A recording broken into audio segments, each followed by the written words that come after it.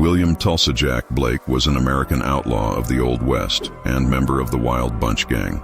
He had been a cowboy in Kansas through the 1880s, before drifting into Oklahoma territory, where in 1892 he met outlaw Bill Doolin and joined Doolin's Wild Bunch Gang, sometimes called the Oklahombres or the Doolin-Dalton Gang. In September 1893, he was a key figure in the gang's gunfight with U.S. Marshals in Ingalls, Oklahoma, during which 3 officers were killed. On the night of April 3, 1895, this gang decided to rob a southbound Rock Island train.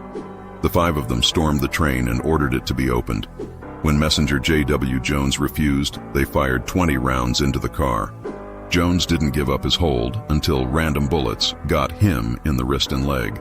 By orders of the conductor, who was worried they would kill the passengers, he let the bandits in the train. They stormed on with guns drawn ready to kill anyone who got in their way. Tulsa Jack and Red Buck were put in charge of patrolling the passenger cars while the others watched the safe in the front of the train. Tulsa and Red pushed the train porter to pick up an empty grain sack and pillage the passengers of their wallets, watches, and jewelry. Tulsa Jack had a gun to his back and Red Buck walked behind to make sure they were covered. They made off with $400 in cash and some other goods and rode off into the night. They were on the run for most of the night, just slipping away from the law. By the next afternoon, they had been spotted by William Banks and 6 other men.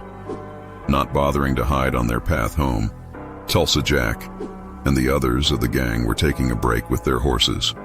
When the law tried to call out to them, Tulsa fired a shot in their direction.